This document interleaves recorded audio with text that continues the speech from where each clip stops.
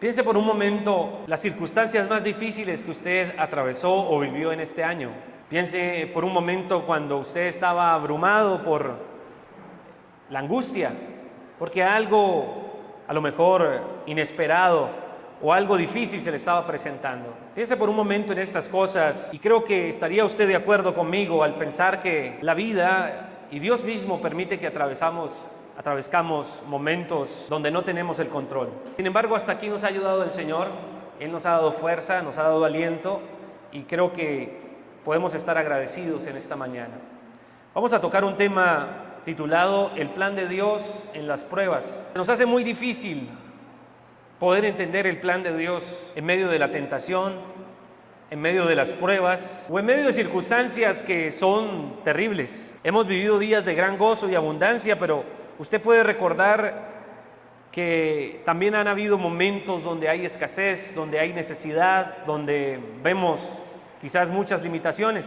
Y esa es una gran realidad que no solo rodea nuestro año 2025, seguramente es una realidad que nos ha estado siguiendo a lo largo de nuestra vida.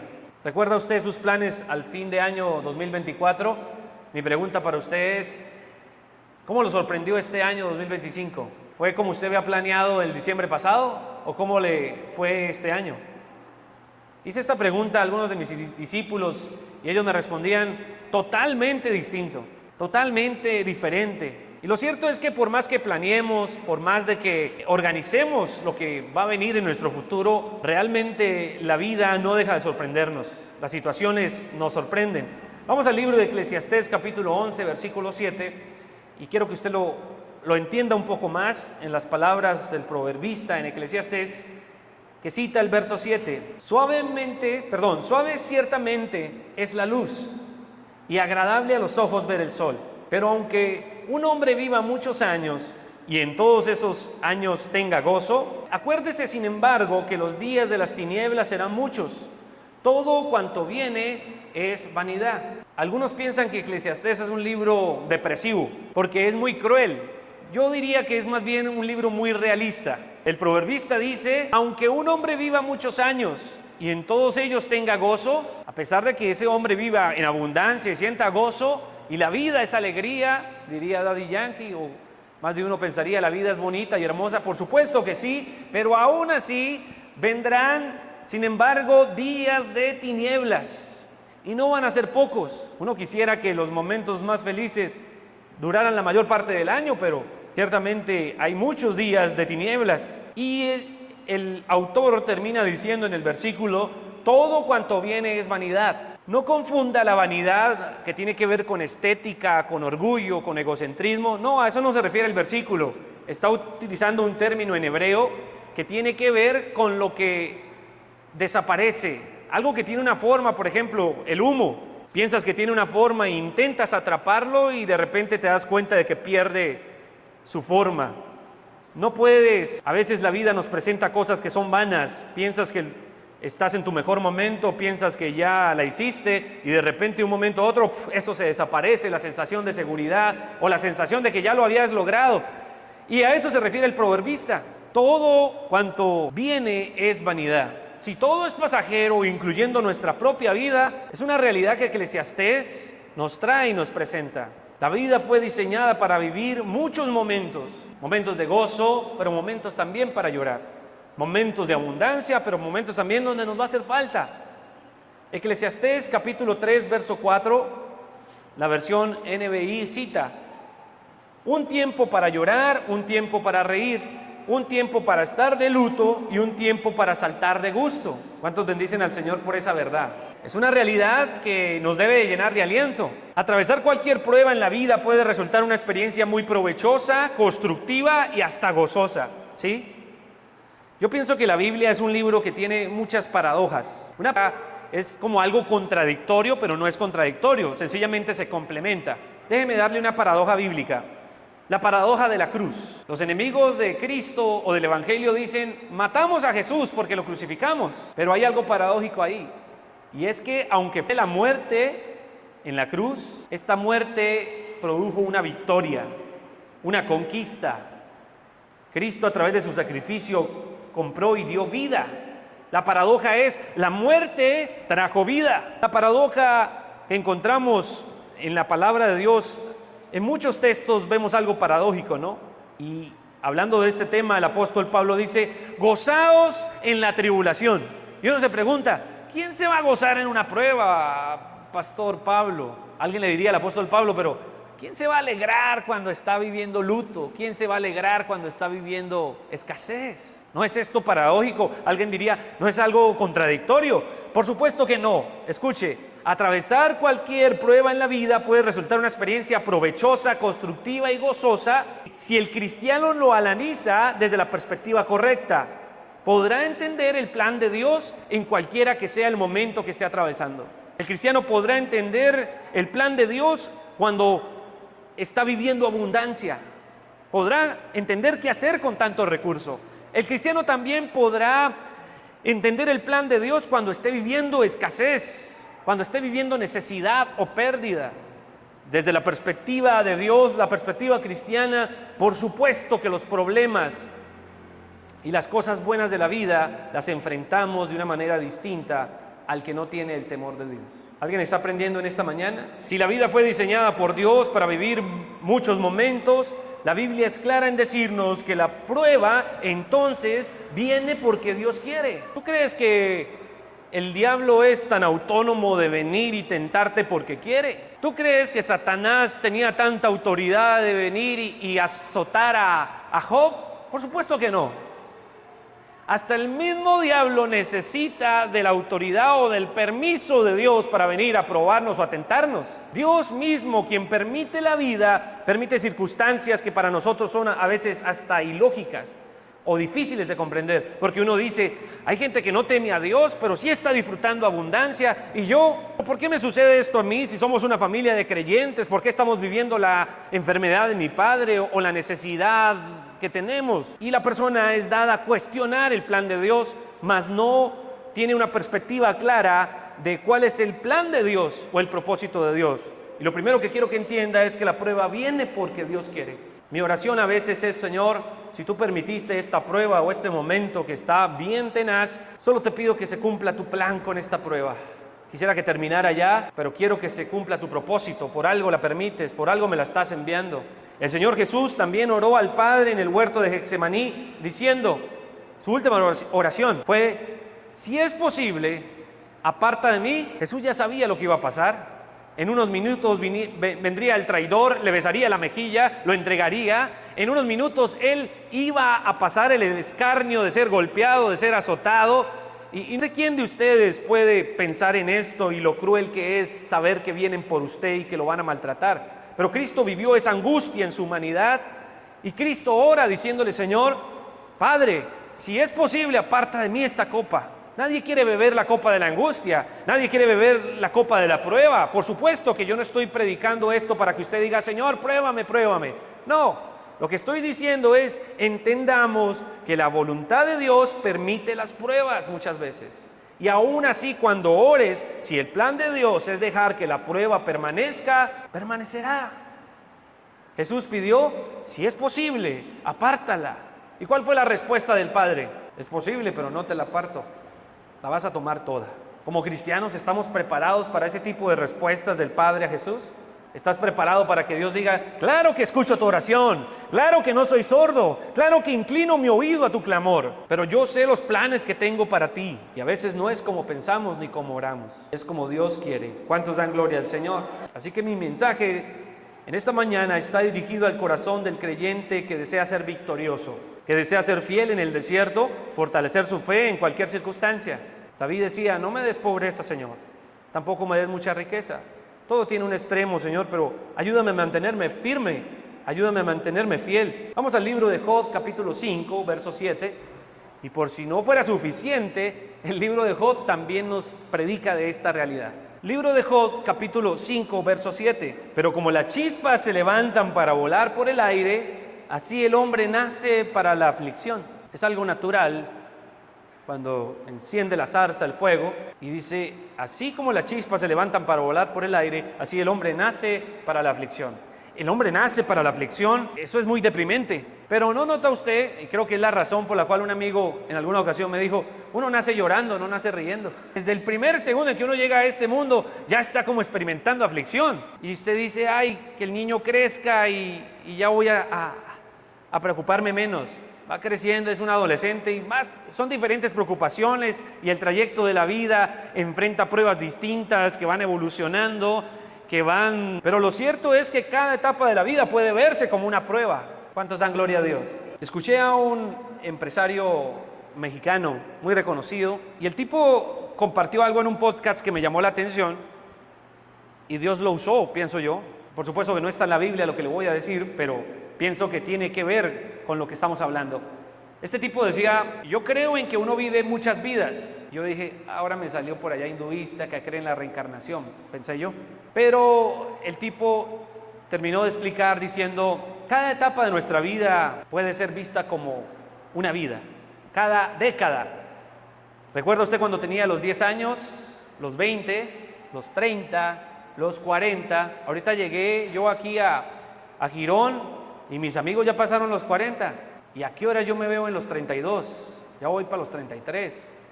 Y usted se estará preguntando, no, mijo, yo ya pasé el 50. No importa. Cada década de nuestra vida afrontamos como nuevas realidades, ¿no? La realidad de ser papá, la realidad de ser empresario, la realidad de llegar a otra cultura. He tenido que enfrentar etapas nuevas en mi vida y por supuesto que me he reconstruido y he entendido el plan que Dios quiere para mí a medida que mi vida evoluciona y cambia. Y este empresario no se aleja de la realidad al decir que a veces nos parecemos a personas muy diferentes a las que éramos. Yo ya no me parezco al muchacho de 20 años. No hablo de lo físico, hablo de la forma de pensar, hablo de los retos que he tenido que enfrentar y por supuesto que creo que es algo que compartimos todos los que estamos aquí. Cada etapa de nuestra vida debe vivirse con ánimo, con fuerza, con gratitud, aun cuando puede ser inesperada o no controlamos lo que viene. No sé lo que va a pasar cuando yo regrese, no sé lo que va a pasar aquí, no sé lo que va a pasar. Y no importa, no me preocupa que no sepa lo que viene. Lo único que me preocupa es estar consciente de cómo Dios quiere que viva mi presente, mi realidad. ¿Qué es lo que Dios quiere en esta etapa de mi vida, conmigo? ¿Cuántos dan gloria al nombre del Señor? La gente nace y debe solucionar problemas, los retos que se presentan. Quizá esa sea la razón por la cual nuestro Señor Jesucristo, las Escrituras nos muestran a Jesús más bien llorando, más veces, la mayoría de veces llorando en vez de riendo. ¿Sabía usted que Jesús lloró? ¿Y por qué cree que lloró? Pudo haber llorado de alegría, pero según el texto bíblico, llora por la aflicción de sus amigos. Jesús llora también y es una muestra de que Jesucristo es muy cercano al sufrimiento humano.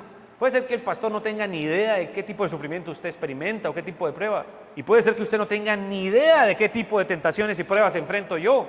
Pero hay alguien que es muy cercano. La Biblia enseña, Cristo padeció, fue tentado en todo para socorrer a los que somos tentados. El Señor Jesús conoce lo que es el sufrimiento humano en medidas donde difícilmente usted lo entendería. ¿Cómo entender que los creyentes más fieles y temerosos atraviesan las pruebas inimaginables? Tome mucha atención. Yo he estado estudiando este tema del sufrimiento por varios años y aún en la vida de los creyentes más fieles y temerosos de Dios se experimentan las pruebas. El libro de Job nos enseña que Job atravesó algunas de las pruebas más duras que no podemos imaginar. Él perdió a sus hijos, perdió su ganado, su cuerpo se vio aquejado por forúnculos dolorosos y lo peor, se quedó solitario con una esposa que no le ofrecía comprensión, sino más bien era una señora un poco amargada que le decía, maldice a tu Dios y muérete. Esa fue la vida de Job. Vemos a David que enfrentó batallas muy difíciles, no solo tuvo que enfrentar a un gigante, enfrentó a muchos más. Enfrentó la realidad de saber que su enemigo más grande en el reino era su propio hijo mayor, Absalón. ¿Qué podemos decir de Daniel, que vio con sus ojos la destrucción de su nación, a sus amigos morir, y luego tuvo que vivir esta realidad, que era estar pagando una condena a punto de ser devorado por leones en Babilonia? ¿Qué podemos decir de José, que vendido por el desprecio de sus hermanos, permaneció cautivo y prisionero mucho tiempo en Egipto? ¿Qué podemos decir del apóstol Pablo, quien casi lo asesinan y duró muchos años presos en Roma? y la lista es interminable. Sin embargo, en mi opinión, creo que es asombroso ver que aún el mismo Señor Jesús tuvo que hacerle frente a la más difícil prueba que alguien puede atravesar. Y pudiéramos esperar que Jesús dijera, ¿sabes qué? No es lo que quiero. Ya me cansé, esta cruz está bastante pesada y no necesito cargarla, sencillamente la echa. Jesús pudo responder a los oficiales centuriones que le abofeteaban, me acabas de cachetear. En este momento llamo a arcángel, llamo a todos los ángeles guerreros que tengo a mi disposición y que repartan filo.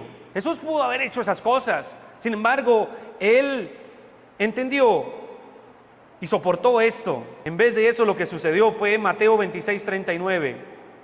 Escuche muy bien lo que nos dice el Evangelio de Mateo de la respuesta de Jesús a la prueba. Mateo 26:39 cita: Él se adelantó un poco más y se inclinó rostro en tierra mientras oraba. Padre mío, si es posible, que pase de mí esta copa de sufrimiento. Sin embargo, quiero que se haga tu voluntad y no la mía. Mire la respuesta del Señor Jesús. Usted puede ser un hombre que Dios, una mujer que Dios bendiga grandemente, le dé abundancia, le dé alegría y gozo en su corazón. Pero lo cierto es que usted, por más de que Dios lo ame y la quiera, no podrá evitar los momentos de prueba. Cristo advirtió a sus discípulos en Juan 15:18, en Juan 16:4 y muchos más versículos. Cristo advirtió a sus discípulos y a todos los que quieran seguir sus pasos que deben esperar pruebas en la vida. El pastor puritano Thomas Manton habla de esto y dice: en cierta ocasión que Dios tuvo un hijo sin pecado, pero no tuvo ninguno sin cruz. Repito la frase: Dios tuvo un hijo sin pecado, refiriéndose a Cristo, pero no tiene ninguno de sus hijos que no tenga que cargar una cruz. El Salmo 23:4 dice: aunque ande en valle de sombra de muerte, no temeré mal alguno. David no está orando: Señor, que no vengan los valles y la muerte, pues no me debe de tocar a mí. Hoy en día hay predicadores que hablan de esto. El sufrimiento no te puede tocar, el dolor no te puede tocar. Eso se llama Disney, querido predicador. Eso no es real. El mundo real en el que Cristo habla en su palabra es un mundo donde vienen pruebas, donde hay persecución, donde hay realidades muy tristes. Entonces yo no pretendo engañarle a usted diciéndole que porque ahora está en Cristo, porque Dios está con usted, todo va a ser cómodo, todo va a ser sin ausencia de sufrimiento. No quiero desilusionarlo. Y el que quiera creer eso está bien, pero pronto enfrentará lo que es la realidad. Y por eso en esta mañana, ya llegando a la mitad del sermón, vamos a estudiar los diferentes propósitos que las pruebas que Dios permite en nuestras vidas pueden dar como resultado. ¿Por qué Dios permite? Es la pregunta del millón, ¿no? ¿Por qué Dios permite lo malo? ¿Por qué Dios permite la tentación? Si Satanás no puede hacer lo que quiera y está tentando, ¿por qué Dios permite que Satanás nos tiente? Dios no tienta a nadie, pero Satanás sí tienta. Y al parecer, Dios permite que tienten. Entonces, la gente se pregunta esto: ¿por qué le suceden cosas malas a los buenos? Creo que más de un 50% de cristianos a los cuales le he hecho esta pregunta no saben responder, porque tienen una idea del cristianismo fantasía. Así que hoy vamos a ver la respuesta del por qué sucede lo malo en el mundo. Hay tres tipos de mal. Antes de entrar a detalle ya del propósito de las pruebas, hay tres tipos de mal en la realidad del mundo que Dios creó. Número uno, existe el mal natural. ¿Cuál es el mal natural? La naturaleza caída, la creación está sujeta bajo maldición. Entendemos que no estamos en el huerto del Edén. ¿Qué significa que no estemos en el huerto del Edén? Pues que esto no es el paraíso. Que significa que hay un mal natural. Uno de ellos es saber que nuestro cuerpo se está deteriorando. Que día salí al parque a jugar con mi bebé y me cansaba, me fatigaba rápido y yo decía, pero ¿a qué horas? A mí no me paraban jugando fútbol ahí. Y mi cuerpo de alguna manera ya no es el mismo de antes. El punto es, la realidad del mal natural es que todas las cosas están muriendo. Alguien diría, esta manzana maduró. No está madurando, sencillamente se está muriendo. No van a pasar mucho tiempo en que ya la manzana... Lo mismo podemos pensar de nosotros. Entonces, el mal natural es lo malo que sucede naturalmente. A Job lo acusaron. Habían un grupo de hermanos o amigos que no tenían ni idea de este tema. Entonces empezaron a acusar a Job. ¿Sabes qué, Job? Yo creo que lo que te está pasando es porque tú pecaste. Hay gente que habla en ignorancia y piensa que porque alguien está sufriendo es causa del pecado, nada más. Pero quiero que entienda que hay mal natural. Y el mal natural es un proceso natural. La vida acabará, hay circunstancias que suceden, que Dios las permite, por supuesto, pero que sencillamente pueden llegar a ser resultado de lo natural, obviamente de la naturaleza caída en la que vivimos. Una vez sus discípulos le preguntaron a Jesús: ¿y ese paralítico está así por el pecado de sus padres? Jesús le respondió: no, este caso no es así. Él no está paralítico por el pecado de sus padres. Está paralítico porque es necesario que el nombre de Dios sea glorificado a través de la vida de él. Existe otro tipo de mal en la realidad y no es simplemente el mal natural, que una montaña se viene, que un pueblo, no sé, erupciona un volcán, cosas como estas. También existe el mal espiritual. Una vez Jesús va en una embarcación hacia un lugar que se llamaba Gadara y le sale un hombre endemoniado, el endemoniado de Garadero. No era ganadero, era Garadero.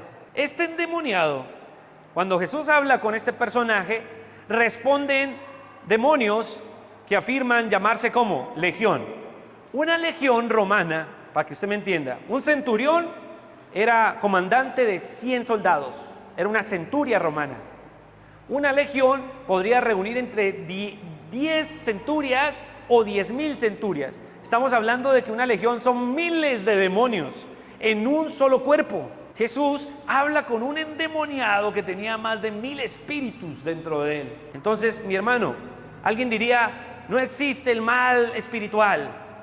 No existe hasta que usted lo ve. No existe hasta que usted lo experimenta. Hay gente que no cree en demonios, gente que no cree en la liberación. Pero hasta que usted está presente o cerca de uno, usted va a decir a la torre, va a decir: es una realidad espiritual. Hay lugares llenos de manifestación demoníaca. Hay un amigo misionero que tuvo que ir a una región de Colombia donde Dios los intranquilizaba porque los tenía que levantar de madrugada a orar, porque se vivía una presión en el ambiente muy fuerte. Y él, inquieto por saber qué era lo que pasaba, se puso a averiguar y alguien le contó: es que justamente en este territorio se cometió un magnicidio. Mataron a mucha gente inocente en este pueblo hace unos años. Y así como la sangre de Caín clamaba a Dios desde la tierra, por supuesto que hay lugares, hay donde se ha cometido injusticia y grande maldad. Todas estas cosas obedecen a realidades espirituales. Existe el mal espiritual. ¿Vamos entendiendo hasta ahí? Mal natural, mal espiritual. La realidad de que Satanás está tan organizado con sus huestes y que está trabajando y que no para de trabajar es una realidad bíblica y una realidad que nos puede tocar en cualquier momento. Ahora, existe otro tipo de mal y se podría decir que es el mal que nace en nuestro propio corazón, el mal del corazón del hombre. Mire, el hombre sin Dios, nosotros sin Dios, somos perversos por naturaleza, maquinamos mal. ¿De dónde nacen las envidias? ¿Usted cree que el diablo le puso un demonio de envidia? Hoy en día la gente le llama demonio a lo que son pecados y conductas del corazón. Piensan que es el demonio de la fornicación. Eso no es un demonio. Los espíritus inmundos influencian para eso. Pero la fornicación es una conducta que la persona decide practicar. La gente hoy piensa que se necesita liberación cuando lo que se necesita es arrepentimiento. ¿Cuántos dan gloria al Señor? La realidad de que el corazón es malo es una realidad bíblica. Jesús dijo: del corazón nacen ¿qué? ¿Qué nace en el corazón? ¿Alguien ha leído ese pasaje? Los malos pensamientos. Cuando usted saluda a un hermano y el hermano de pronto no le dio la atención que quería, su mente empieza a maquinar. Mire, ya se cree mucha cosa. O esto. Todas esas maquinaciones nacen de nuestro propio corazón. Nuestro corazón puede ser una fábrica de malas ideas. Usted puede estar aquí escuchando el mensaje de la palabra mientras su corazón está divagando en otro mundo. Y lo que le estoy diciendo es que nuestro propio corazón no es un buen consejero.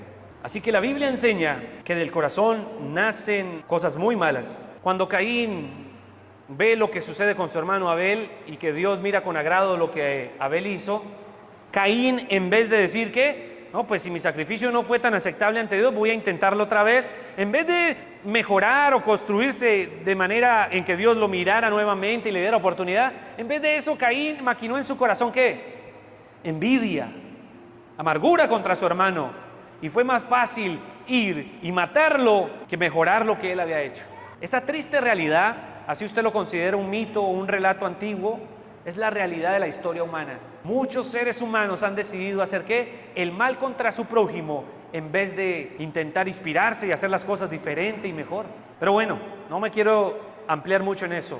¿Cómo le parece esa realidad del mal que existe en el mundo en que vivimos? Mal natural, mal espiritual y mal de nuestro propio corazón. Este mundo está un poquito complejo. No me sorprende que Juan 17, el Señor Jesús dice: ya no hablaré más con vosotros, es necesario que yo me vaya, porque viene, ¿quién? No. Viene el príncipe de este mundo, y él no tiene nada que ver conmigo. Se refirió a Satanás. Este mundo está controlado por un sistema que no agrada a Dios, por un príncipe de las tinieblas. Pero bueno, vamos a ir avanzando ya, el tiempo se nos agota. ¿Cuál es el propósito de Dios de las pruebas? ¿Por qué Dios permite todas estas circunstancias en el mundo en que vivimos?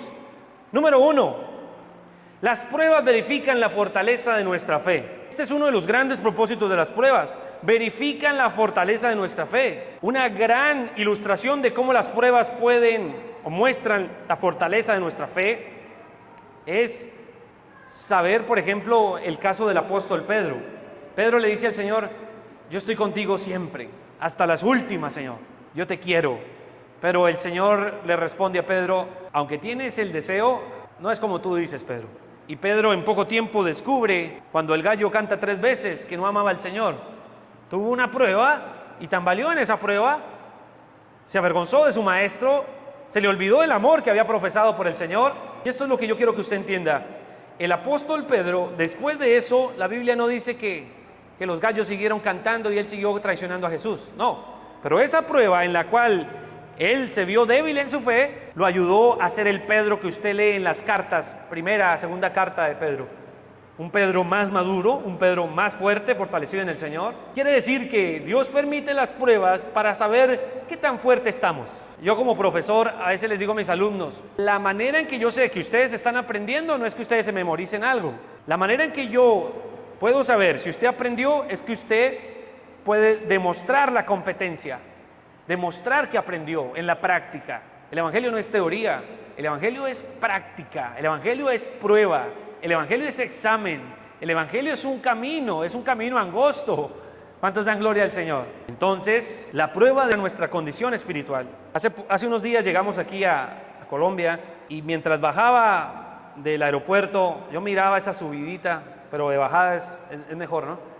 Recuerdo que en una ocasión Joel, Wilson mis amigos me invitaron a montar cicla para allá, y yo me las di de deportista y arranqué con mucha fuerza, los dejé hasta atrás, pero como a mitad de camino aquí ya me dolía, me sentí mareado, me bajé de la cicla, el mundo me daba vueltas, y pasé por el ridículo de que todos mis amigos me vieran y: no, ¿qué pasó? No arrancó con toda. Yo me sentía fuerte para hacer los kilómetros que usted me pusiera. Pero esto no se trata de sentirnos fuerte. Usted se puede sentir la mujer y el hombre más espiritual, y yo amo al Señor, y te puedes sentir así, y está bien, que tengas ánimo y actitud.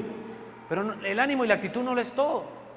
Necesita ser probado. Entonces, demostrar la fortaleza espiritual solo se puede saber si pasamos por pruebas que la ponen realmente en realidad. Por otra parte, si usted se apoya y se alegra en Dios y deja la prueba en manos de Él, entonces usted tiene una fe fuerte. Tenemos que estar agradecidos por nuestras pruebas porque nos ayudan a revisar nuestra fe. Si miras las últimas semanas, ¿cómo te has sentido en tu fe? ¿Débil? ¿Fuerte? Alguien me decía: ya no tengo deseos de orar, por supuesto que ya no pienso en Dios como antes. Yo le decía a mi hermano: eso es evidencia de que has aflojado. Si siente frío, acérquese a la hoguera, acérquese al calor, fortalézcase en el Señor. ¿Te sientes lejos del Señor? Acércate a Él.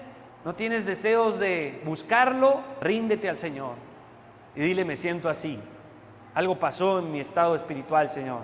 Me siento frío, me siento desanimado. Yo tuve una crisis de fe muy fuerte. He tenido 2 en mi vida, pero la segunda la viví el primer año que llegué a México. Nunca en mi vida había estado como estaba ahí. No tenía nada que ver con iglesia. Estaba iniciando como papá. Tenía muchas situaciones que me rodeaban. No alcanza el tiempo para contarle. Pero lo cierto es que me vi confrontado y tuve que decirle al Señor: todo esto está sucediendo y sé que estás aquí, Señor, pero me siento débil, me siento desanimado, te necesito, Señor. Y entendí que La prueba demostró que no era tan fuerte como creía, número uno, pero al mismo tiempo la prueba me hacía depender de Dios, buscarlo a rastras, pero lo buscaba, sin ánimo, pero lo buscaba. Es como una persona malherida que tiene que llegar como sea al hospital. De esa manera, cuando buscamos al Señor, gracias al Señor, Él me vio y respondió y me fortaleció, y hoy puedo estar contándole el testimonio. Thomas Manton dijo que mientras todo esté tranquilo y cómodo, vivimos por los sentidos en vez de por la fe. Pero la valía de un soldado no se puede apreciar en tiempos de paz, mi hermano. La valía de la fortaleza espiritual no se puede demostrar con un evangelio light, tolerante. En segundo lugar, el propósito de las pruebas. ¿Vamos claros o no? Número uno, las pruebas verifican nuestra fortaleza espiritual, evidencian nuestra salud espiritual. Número dos, el propósito de las pruebas que Dios permite es que las pruebas también nos humillan. Las pruebas nos recuerdan que no debemos tener más buena opinión de nuestra fortaleza espiritual. En esto se ve reflejado el testimonio del apóstol Pablo, 2 Corintios 12:7. Le voy a hablar de no cualquier personaje, le voy a hablar de un hombre que tenía todo para ser un gran ministro de Dios. Era un hombre con sabiduría, un hombre con autoridad, un hombre con un gran testimonio, un hombre muy fuerte, espiritualmente hablando. Pero escuche cómo él habla de sí mismo en 2 Corintios 12:7. Mire lo que dice. Y para que la grandeza, vamos a 2 Corintios 12:7, ahí en su Biblia, por favor. Y para que la grandeza de las revelaciones no me exaltase desmedidamente, me fue dado un aguijón en mi carne, un mensajero de Satanás que me abofetee, para que no me enaltezca en sobremanera. Eso es un pasaje, algunos llamarían complicado. ¿Qué quiere decir este pasaje bíblico? La frase principal, para que la grandeza de las revelaciones no me exaltase desmedidamente. Pablo era un hombre escogido por Dios para traer una revelación muy fuerte. Escúcheme muy bien. A diferencia de otros apóstoles, Pedro predicó en el territorio israelita, pero Pablo recibió el evangelio para que lo anunciara a gentiles, a gente que no era judía. Pablo recibió una revelación muy especial. Es la razón por la cual en su Biblia, si se fija en el Nuevo Testamento, la mayor cantidad de cartas no las escribió otro apóstol diferente al apóstol Pablo. Fue un hombre que recibió revelaciones muy especiales acerca de Cristo. Y Pablo dice aquí, para que la grandeza de esas revelaciones no me exaltasen desmedidamente, no, es que yo sí tengo lo último que Dios da, para que no me exaltara, dice Pablo en el verso 7, me fue dado un aguijón en mi carne, un mensajero de Satanás que me abofetee para que no me enaltezca. A ver, tratemos de entender eso. Me fue dado un aguijón en la carne. Algunos estudiosos bíblicos tienen tres posturas distintas de lo que puede interpretarse aquí. Número uno, el aguijón en la carne podía ser una enfermedad. Algunos piensan que el aguijón era eso. A lo mejor Pablo experimentaba un dolor muy fuerte al punto que lo compara como un aguijón, alguna punzada que causaba tremendo sufrimiento. Hay otros que interpretan la palabra y piensan, el aguijón al que se refiere Pablo es un demonio, porque en las próximas frases dice, un mensajero de Satanás me abofetea. Entonces algunos interpretan que venía un demonio y lo golpeaba. Y hay otros, en los cuales quizás yo me inclino más a la hora de interpretar este pasaje, de que por supuesto Pablo estaba hablando de algo que lo afligía, pero no era un tema físico ni un tema espiritual, era un tema de conciencia. Pablo había sido responsable de la muerte de muchos cristianos, muchos de sus hermanos, incluyendo el primer mártir de la iglesia cristiana, Esteban, murió gracias a órdenes de Pablo. Entonces imagínense el apóstol Pablo, un hombre tan apasionado por el Señor, con revelaciones de Dios especiales, saber que la sangre de muchos de sus hermanos corrió por él. No era algo fácil recordar el mal que había hecho. Pienso yo, al apóstol Pablo le provocaba un gran dolor que lo mantenía humillado. No me puedo creer la gran cosa sabiendo que por causa mía muchos sufrieron. Ya sea cualquier interpretación que se aplique, ya sea que usted crea que se trataba de una enfermedad o de un espíritu inmundo o de un tema de conciencia, como le acabo de decir, cualquiera que sea el caso, lo cierto es que Pablo sufría por causa de esto. Y Pablo lo reconoce, para que no me enaltezca en sobremanera. A veces Dios tiene que permitir cosas en nuestra vida que nos humillan. que nos recuerdan que no somos quizás tan altos como creemos que somos, o tan fuertes como creemos que somos. Dios le confirió el poder de hacer milagros, de revelar la nueva verdad. Esos dones singulares pudieron haberlo enorgullecido. Dios utilizó esa prueba para que Pablo tuviera que depender de él humildemente. Dios permite que las pruebas aparezcan en nuestra vida para mantenernos humildes, en especial cuando hemos sido bendecidos con una posición o un servicio espiritual. Estás enfocado en agradar a Dios, entiendes que estas cosas no tienen el valor que tienen para otras personas. Juan capítulo 6, versos 5 al 7 dice: alzó Jesús los ojos y vio que había venido a él la gran multitud, y dijo a Felipe, vamos a Juan, el Evangelio de Juan 6, 5, porque aquí vamos a aprender algo sorprendente. La abundancia viene de Dios, por supuesto. Las bendiciones materiales pueden provenir también de Dios, por supuesto. Pero las pruebas nos alejan de darle el valor a lo material que el mundo le da. En el mundo, si usted tiene el carro XXX, usted es alguien importante, alguien valioso. Así funciona en el mundo. En el mundo, si usted viste de esta manera, usted es alguien importante. Son los valores del mundo. Pero en Dios, ya en Cristo, estos valores del mundo no son los valores de un cristiano. Juan 6:5, alzó Jesús los ojos y vio que había venido a él una gran multitud y le dijo: ¿a quién? Aquí el personaje va a ser Felipe. ¿De dónde compraremos pan para que coman todos estos?, le dijo Jesús a Felipe. Pero esto le decía para probarle, porque él sabía lo que había de hacer. O sea, Jesús probando a Felipe. Y mire cómo lo prueba. Jesús quiso ver si Felipe recurría a los recursos materiales o a él para hallar la respuesta. A ver, tenemos 5,000 personas, Felipe, no hay suficiente. ¿De dónde compraremos pan para que coman estos? Y aunque tuviéramos los recursos materiales, no creo que hayan tantas panaderías para 5,000 personas. El tema es que era limitado. Materialmente no había forma de alimentar 5,000 personas. Y la respuesta de Felipe, pues fue triste, porque Jesús prueba el corazón de Felipe, pero Felipe lo único que vio fue la matemática de lo material. A veces cuando Dios nos pide algo y nosotros nada más nos fijamos en lo que nos rodea, no, pero ¿cómo voy a hacer eso, Dios? Eso es imposible de hacer, y dudamos y creemos que Dios se está equivocando con nosotros y cosas como estas. Pero, mi hermano y amigo, si usted hace algo diferente a Felipe, mira al que le está diciendo que lo haga, mira al Señor Jesús, usted va a entender que quien se lo pide es alguien que le va a proveer. Así que las pruebas nos alejan de lo material.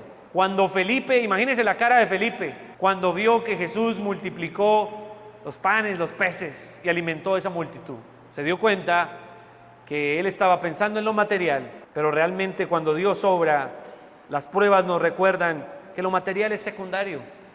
No hay dinero que alcance, mi hermano. Lo material no es todo para el creyente. ¿Cuántos dan gloria al nombre del Señor? Cuarto y último punto. Hay un propósito también de las pruebas. Las pruebas nos llaman a esperanza eterna. Las pruebas que atravieso en mi vida acrecientan la expectativa por el cielo.